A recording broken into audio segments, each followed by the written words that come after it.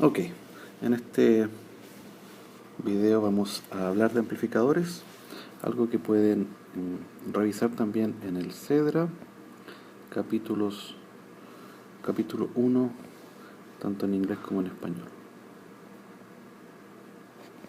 Ok, el amplificador está en todas partes, es el circuito electrónico analógico más importante.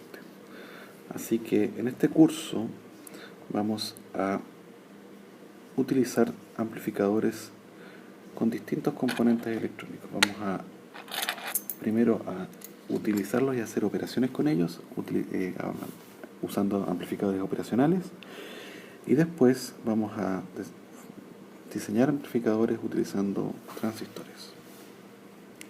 En esta primera capítulo de introducción vamos a utilizar los amplificadores como un bloque, ¿ya? Y la forma en que más se usan los amplificadores es utilizando este símbolo triangular en que uno define una cierta ganancia A. Así que en general lo que va a pasar es que nuestra señal de entrada, P input de T, va a ser amplificada produciendo un voltaje de salida en el tiempo que va a ser igual a la ganancia del amplificador por el voltaje de entrada. No es más que eso un amplificador. Ahora, las características que tiene esta ganancia son las que van a definir el amplificador. En general, cuando A es mayor que 1, vamos a tener una mayor amplitud en la salida. Este es, el que se ve acá, es un circuito esquemático o un diagrama electrónico de un amplificador operacional, por ejemplo, que tiene una entrada positiva y una entrada negativa y una salida, compuesto por varios, como pueden ver aquí, transistores cumpliendo distintas funciones, pero que externamente uno podría considerar como un símbolo de este tipo: una entrada positiva y negativa. Y como seguramente han visto vieron en el curso de circuitos, es uno de los bloques de bastante uso en electrónica. Ahora bien, dependiendo de la función que ocupa, los amplificadores se pueden clasificar en distintos tipos, tanto lineal como no lineal, donde es evidente cuál es la diferencia entre ellos. Si son capaces de amplificar señales con frecuencias en un amplio espectro, o bien no así. Si por ejemplo funcionan a alta frecuencia, en radiofrecuencia, son amplificadores de RF. Si son para señales de audio o de baja frecuencia, son amplificadores de audio. Si tienen una ganancia 1, se les llama buffer, o bien seguidores. Y el amplificador operacional, que es para hacer distintas operaciones o funciones. Los más importantes para nosotros van a ser los amplificadores lineales, y que vamos a usar durante todo el curso, y también los amplificadores operacionales. Muchas veces vamos a utilizar buffers para ciertas cosas específicas. Ahora bien, si tenemos control de voltaje o corriente, los amplificadores se van a diferenciar en 4 tipos. Si la entrada es un voltaje y la salida es un voltaje, como se puede ver en el primer diagrama, es un amplificador de voltaje-voltaje. Las combinaciones, por ejemplo, entrada de voltaje, salida de corriente, donde la corriente depende del voltaje de entrada por una ganancia, entonces va a ser una salida de corriente. Este es muy importante porque está conectado a los dispositivos como transistores. Ahora bien, también es posible la entrada de corriente y salida de corriente, y también la entrada de corriente y salida de voltaje. Este es un voltaje aquí, que depende de la corriente entrada y una ganancia. Los que más vamos a usar, como les decía, en la parte de operacionales, va a ser este. En la parte de transistores van a ser estos. Sin embargo, es posible encontrar en electrónica todos los tipos posibles. Así que cuando uno habla de estos tipos de amplificadores, los primeros en que teníamos voltaje son los VCVS, Voltage Control Voltage Source, y los de corriente. Cuando se mezclan voltaje y corriente aparecen los conceptos de transconductancia y transresistencia. En particular, transconductancia está asociado al tema de los transistores, así que van a ser muy ocupados. En términos de impedancias, bastante claro las características de cada uno. Si el amplificador recibe un voltaje, significa que no carga, y vamos a hablar un poco más de eso, no carga la señal de entrada, por lo tanto su impedancia de entrada es infinita. Al mismo tiempo, el voltaje de salida no depende, o bien no tiene una impedancia de salida, es decir, en la medida que uno carga el amplificador en la parte de salida, el voltaje no cae, su impedancia de salida significa que es cero. Y justo al revés para el caso de los de corriente. Ahora, este es interesante porque también tiene voltaje de entrada infinito, pero no sirve mucho en términos de salida porque su impedancia de salida teóricamente es infinito. Eso significa que no es capaz de entregar corriente. Vamos a hablar un poco de eso a continuación. Aquí tenemos un caso, el amplificador de voltaje. Tiene una impedancia de entrada. ¿Qué significa eso?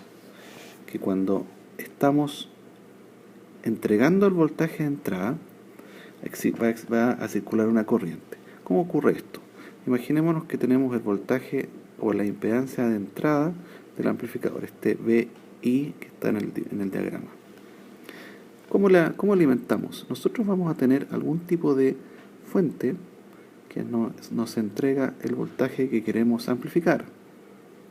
Y esa fuente, por supuesto, va a tener una impedancia de salida. Esto, en términos prácticos, es similar a tener una impedancia de Thevenin, como la equivalencia de todo un circuito que está siendo conectado al amplificador. Para que tengan claro, de aquí hacia allá, hacia la derecha, está el amplificador, que en este momento estamos amplificador. Este amplificador que está aquí es todo esto, ¿no es cierto? Bueno, en este caso es de aquí para allá. Nuestro dispositivo que está siendo conectado al amplificador es este, y que podría ser, por ejemplo, un sensor. Imagínense un sensor de temperatura. Ese sensor tiene una fuente de voltaje que entrega un voltaje que es proporcional a la temperatura. Entonces este voltaje es función de la temperatura, T mayúscula. Esto no está muy bien. Ahora sí. Voltaje que es función de la temperatura. Y esta impedancia de salida es inherente a cualquier circuito. Entonces, cuando nosotros conectemos este sensor a nuestro amplificador, por supuesto va a circular una corriente. Y esa corriente va a producir un voltaje en esta impedancia de entrada del amplificador, ¿cierto? Ahí tenemos esa corriente, genera esa caída de voltaje que la vuelvo a poner en negro, VI. ¿Cuánto vale VI? VI ¿vale? Como ustedes saben, la que vamos a llamar esta de aquí, a esta la vamos a llamar impedancia de entrada, RI. Entonces VI vale RI partido por RI más la R de Thevenin del sensor por el voltaje, que es función de la temperatura en el caso del sensor de temperatura. ¿Qué significa esto? Significa que nuestro voltaje de entrada, que es el que nos importa, y que es el que después es el ponderador de la fuente controlada de voltaje que entrega la amplificación dada la ganancia A sub B, ese voltaje resulta que ahora es función de cosas que podemos controlar y cosas que no podemos controlar. Si nosotros controlamos la impedancia de entrada, RI,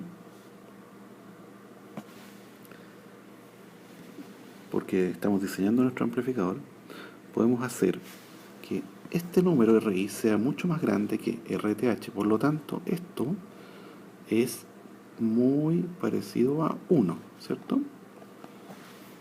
Y en ese caso el voltaje de entrada es igual, prácticamente igual al voltaje que entrega el sensor, que es función de la temperatura. Sin embargo, si esa resistencia no es tan alta, entonces esto va a ser menor a 1. Y ya no vamos a tener el voltaje del sensor, sino que una fracción de él. Entonces, si esa resistencia de entrada es muy pequeña, por lo tanto la corriente que circula por este circuito minúsculo va a aumentar, y eso va a hacer que el voltaje de entrada también disminuya. Por lo tanto, nos conviene que esta resistencia de entrada sea lo más cercana a infinito, para que el voltaje de entrada sea igual al del sensor y el circuito no se cargue. No hay carga, entonces no hay carga. ¿Ok? En este caso, el amplificador entonces tiene una salida que es el voltaje de entrada ponderado por una ganancia. Al revés ahora. Vamos a borrar para hacer el dibujo al revés.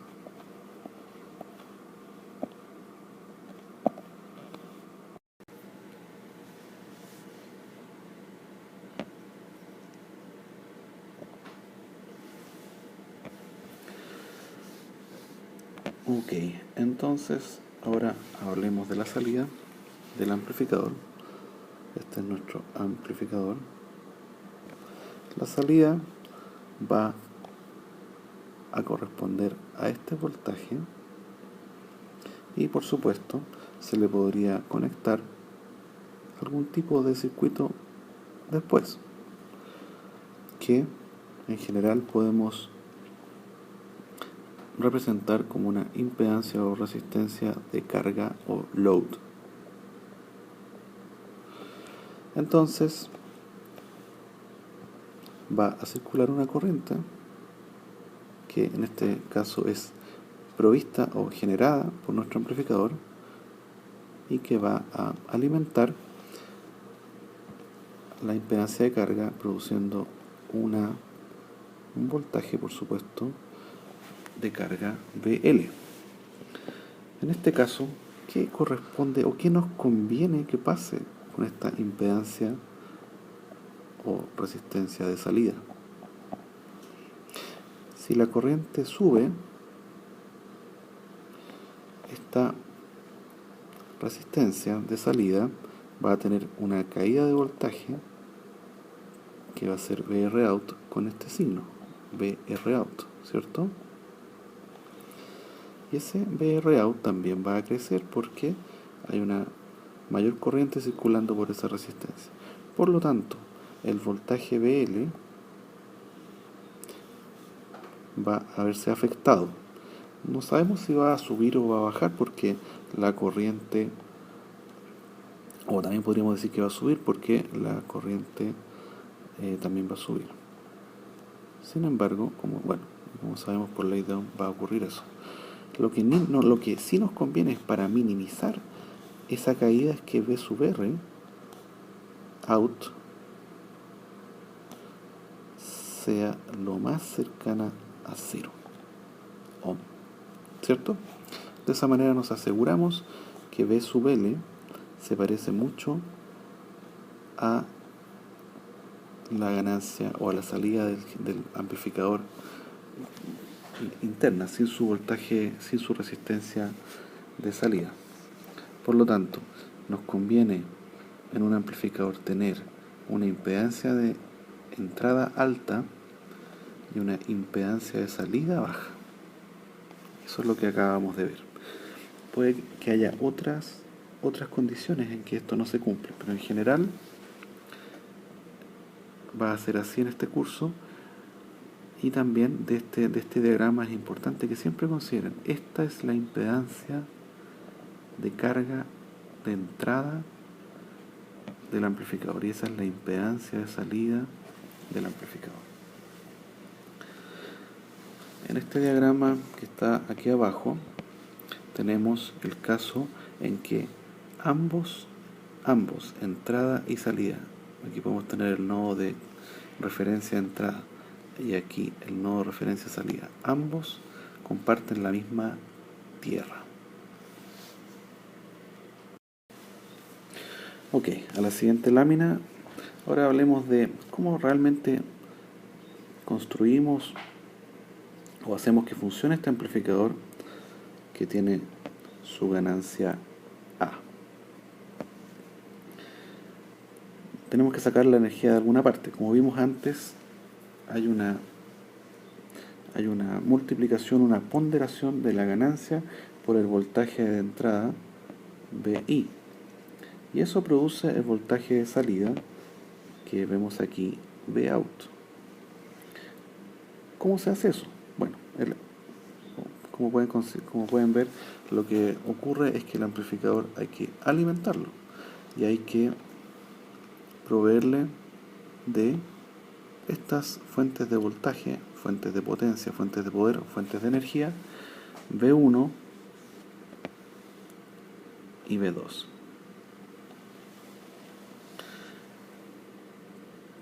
¿Qué conceptos asociados a potencia y eficiencia vemos enseguida, aparte de algunos otros que vamos a estudiar enseguida? Vemos que nuestro voltaje de salida, Vout, está alimentando una resistencia de carga o impedancia de carga RL. Es decir, en términos muy sencillos, nuestro amplificador está entregando una potencia que es V sub 0 cuadrado partido por RL. ¿Correcto? Esa es la potencia entregada a la carga. Por otra parte, nuestro amplificador está obteniendo su voltaje de salida como una ganancia por su voltaje de entrada. Ahora bien, ¿qué potencia es la que estamos entregándole al amplificador? La potencia es voltaje de entrada por la corriente de entrada. Perdón, vamos a hacerlo de nuevo esto.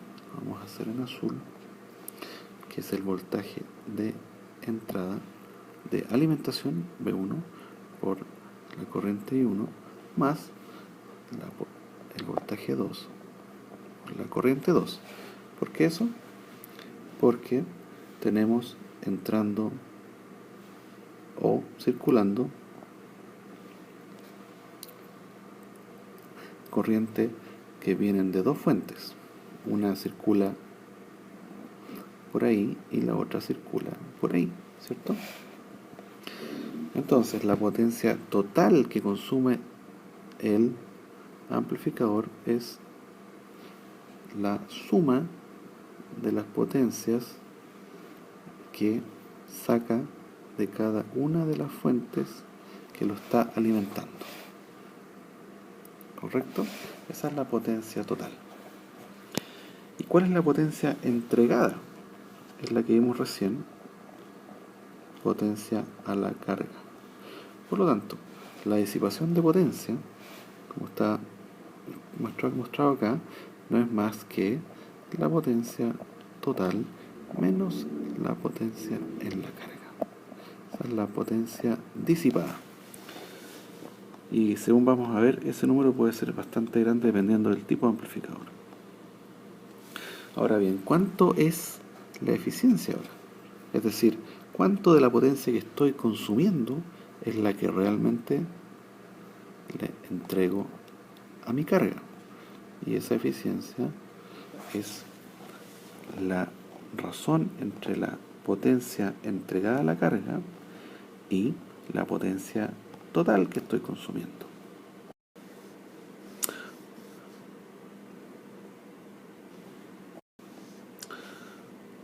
Perdón, esto se escribe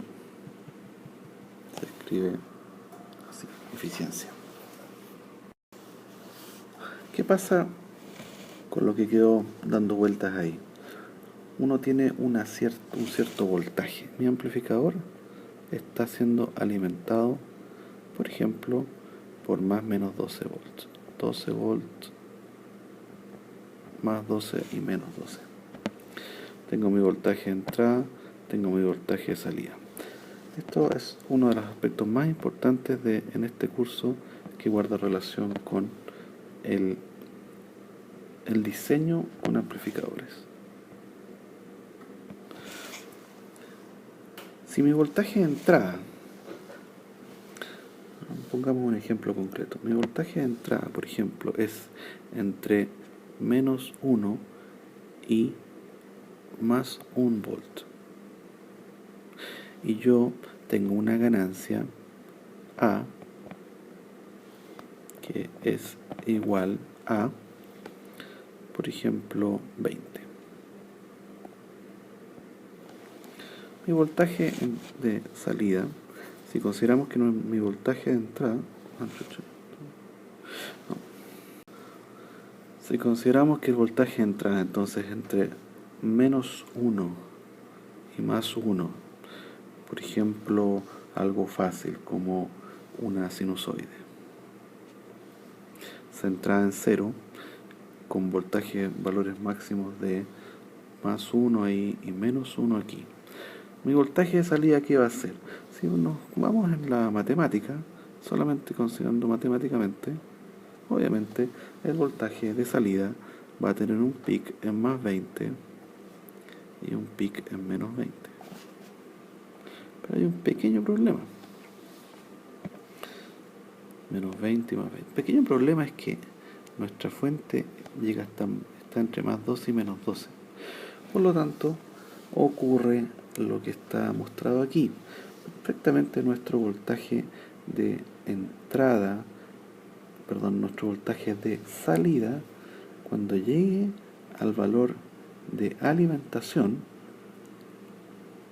L más y L menos, va a sufrir una deformación. En inglés a esto le llaman clipping.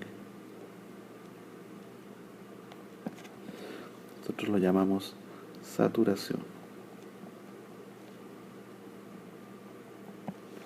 Saturación. ¿Por qué? Muy fácil, porque el amplificador toma su energía, toma su voltaje de una fuente de poder que tiene un cierto valor, más 12 menos 12, que son voltajes típicos para amplificadores. Por lo tanto, aunque matemáticamente, y si la ganancia es un valor como 20, matemáticamente esta debería ser la salida, en la práctica lo que va a ocurrir es que va a seguir la forma de onda de la entrada. El voltaje de salida sigue la forma de onda de la entrada. Esa es la entrada. El voltaje sigue en cuanto el voltaje de alimentación se lo permita. Y si no ocurre, satura en un valor muy similar al voltaje de alimentación. El voltaje de alimentación en realidad debería estar por aquí, más 12. Porque la electrónica interna del del amplificador impide que uno llegue exactamente al voltaje. Aquí hay una pequeña diferencia, pero podríamos decir que esto sería algo así como 11 volts. ¿Ya? Entonces, ese concepto muy importante de saturación lo tocaremos en tareas, en la interrogación, en distintos momentos durante este primer capítulo. Lo siguiente interesante es el tema de la linealidad y punto de operación, y esto es fundamental para los capítulos de transistores. No es tan fácil como decir matemáticamente que nuestro amplificador, alimentado con su voltaje y su ganancia A, va a entregar A por voltaje de entrada. Eso en términos matemáticos.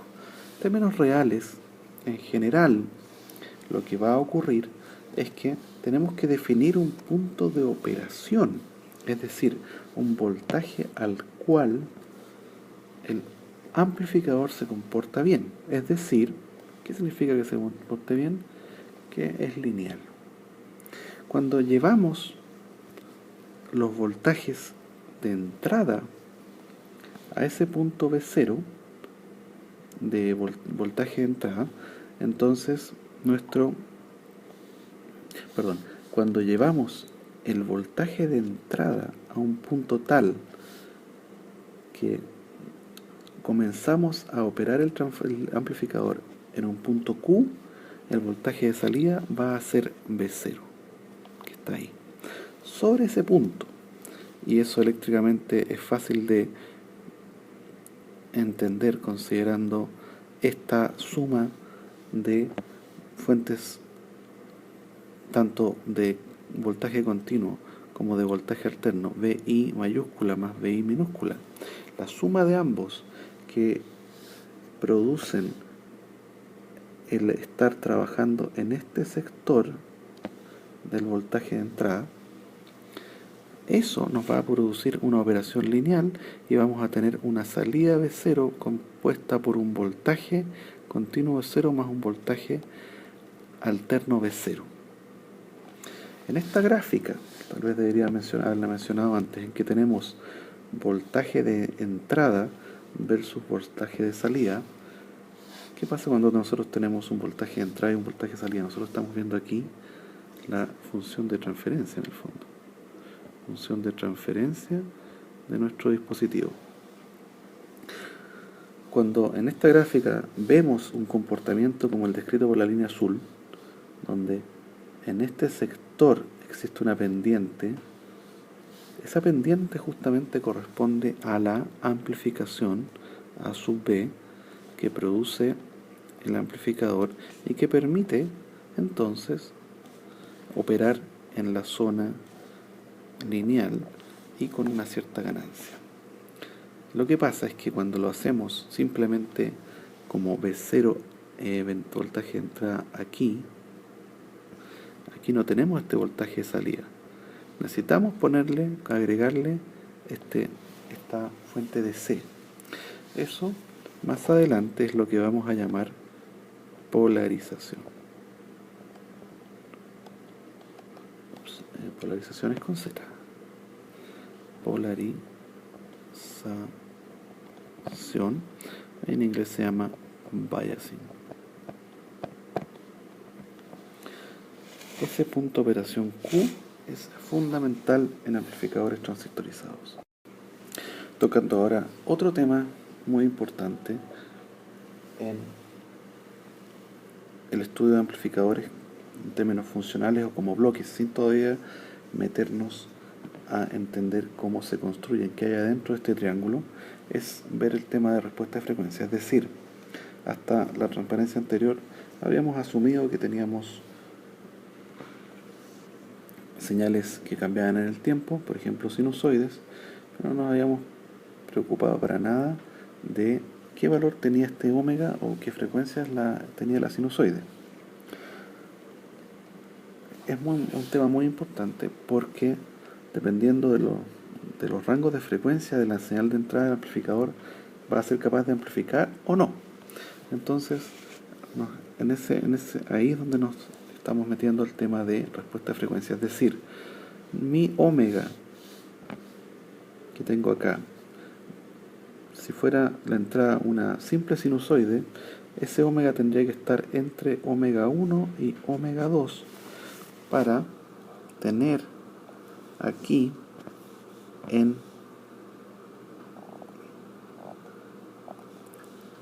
alguna parte de este espectro de frecuencias, donde tengo mi omega de operación, omega 0 por ejemplo, donde yo logro tener una cierta ganancia, ¿ya? Y esa ganancia es válida.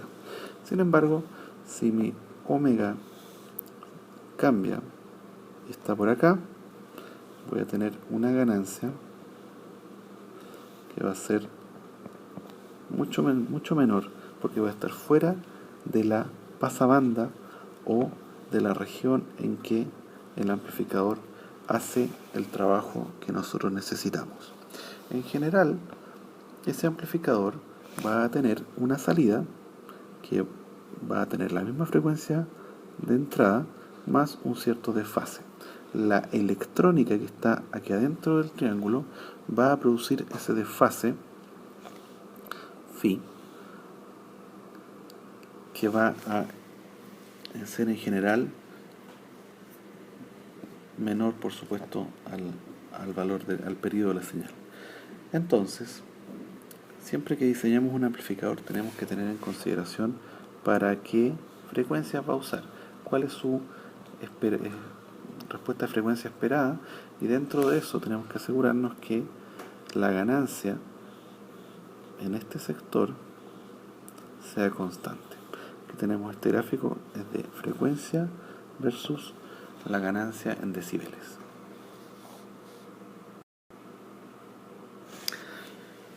Cuando queremos amplificar, por muchos casos, va a ser necesario tener varias etapas o stages de amplificación, produciendo lo que en la práctica se conoce como amplificación en cascada. ¿Por qué? Porque es muy probable que no seamos capaces de construir un amplificador que sea capaz de hacer la amplificación que todas estas tres etapas de amplificación producen en conjunto. Analicemos un poquito este caso. En el caso del primer amplificador, la impedancia de entrada, Zin, es muy alta, es de 1 megaohm. Y en el caso del amplificador de salida, tiene una impedancia de salida muy baja cuando uno mira hacia adentro.